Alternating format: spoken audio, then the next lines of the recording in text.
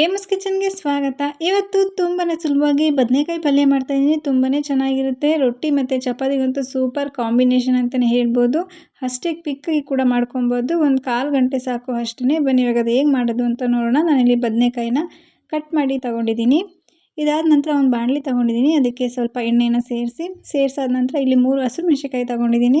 ಖಾರಕ್ಕೆ ನಿಮ್ಗೆ ಇನ್ನೂ ಸ್ವಲ್ಪ ಜಾಸ್ತಿ ಬೇಕು ಅಂದರೆ ಸೇರಿಸ್ಕೊಬೋದು. ಇದಾದ ನಂತರ 1 ಸ್ಪೂನಿನಷ್ಟು ಕಡಲೆ ಬೀಜವನ್ನು ಹಾಕ್ಕೊಂಡಿದ್ದೀನಿ. ಇನ್ನು ಸ್ವಲ್ಪ ಕಡಿಮೆ ಪ್ರಮಾಣದಲ್ಲಿ ಮಾಡ್ತಾ ಇರೋದ್ರಿಂದ ಸ್ವಲ್ಪ ಕಡಲೆ ಬೀಜ ಕಡಿಮೆ ತೊಗೊಂಡಿದ್ದೀನಿ.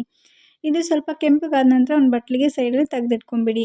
ಇದಾದ ನಂತರ ಅದೇ ಬಾಣಲಿಗೆ ಸ್ವಲ್ಪ ಎಣ್ಣೆ ಹಾಕ್ಕೊಂಡಿದ್ದೀನಿ. ನಂತರ ಒಂದು ಈರುಳ್ಳಿನ ಕಟ್ ಮಾಡಿ ಹಾಕ್ಕೊಂಡಿದ್ದೀನಿ. ಇದು ಸ್ವಲ್ಪ ಸಾಫ್ಟ್ ಆಗಬೇಕು, ಹಸಿ ವಾಸನೆ ಹೋಗಬೇಕು. ಒಂದು 2 ನಿಮಿಷ ಹಾಗೆಯೇ ಫ್ರೈ ಮಾಡ್ಕೊಳ್ಳಿ.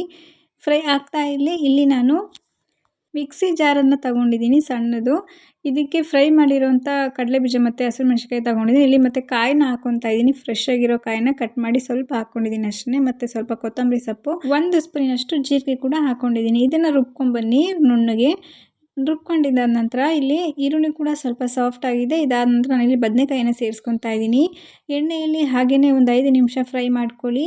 ಎಣ್ಣೆಯಲ್ಲಿ ಫ್ರೈ ಆಗಬೇಕು ಚೆನ್ನಾಗಿ. ಸ್ವಲ್ಪ ಅರಿಶಿನ ಮತ್ತು ಒಂದು ಸ್ವಲ್ಪ ಉಪ್ಪನ್ನು ಕೂಡ ಸೇರಿಸ್ಕೊಂಡಿದ್ದೀನಿ. ಚೆನ್ನಾಗಿ ಮಿಕ್ಸ್ ಮಾಡ್ಕೊಂಡಿದ್ದಾದ ನಂತರ ಇಲ್ಲಿ ನಾನು ಲಿಡ್ಡನ್ನು ಕ್ಲೋಸ್ ಮಾಡಿ ಒಂದು 10 ನಿಮಿಷ ಬೇಯಿಸ್ಕೊತಾ ಇದ್ದೀನಿ. ಎಣ್ಣೆಯಲ್ಲಿ ಚೆನ್ನಾಗಿ ಫ್ರೈ ಆಗಬೇಕು. ಬದನೆಕಾಯಿ ಚೆನ್ನಾಗಿ ಒಂದು 5% ಆದರೂ ಬೇಯಬೇಕು. ಆಗ ಟೇಸ್ಟ್ ತುಂಬ ಚೆನ್ನಾಗಿ ಬರುತ್ತೆ. ಕಡಿಮೆ ಇಂಗ್ರೀಡಿಯೆಂಟ್ಸ್ ಉಪಯೋಗಿಸಿ ಸುಲಭವಾಗಿ ಮನೆಯಲ್ಲೇ ಮಾಡ್ಕೊಬೋದು. ಈಗ ಟೊಮೊಟೊ ಹಣ್ಣನ್ನು ಸೇರಿಸ್ಕೊತಾನೆ. ಒಂದು ಸಣ್ಣದಾಗಿರೋ ಟೊಮೊಟೊ ಹಣ್ಣು ಸಣ್ಣದಾಗಿ ಕಟ್ ಮಾಡಿ ಸೇರಿಸ್ಕೊಂಡಿದ್ದೀನಿ. ಟೊಮೊಟೊ ಕೂಡ ಸಾಫ್ಟ್ ಆಗಬೇಕು ಎಣ್ಣೆಯಲ್ಲಿ. ಈಗ ಮತ್ತೆ ಅದನ್ನು ಲಿಡ್ಡನ್ನು ಕ್ಲೋಸ್ ಮಾಡಿ ಒಂದು 10 ನಿಮಿಷ ಬೇಯಿಸ್ಕೊತೀನಿ. ನೋಡಿ ಟೊಮೊಟೊ ಕೂಡ ಸಾಫ್ಟ್ ಆಗಿದೆ.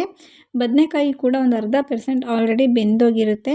ಟೊಮೊಟೊ ಸಾಫ್ಟ್ ಆದ ನಂತರ ನಾವು ರುಬ್ಬಿದ್ವಲ್ಲ ಮಸಾಲ, ಅದನ್ನು ಸೇರಿಸ್ಕೊತಾ ಇದ್ದೀನಿ.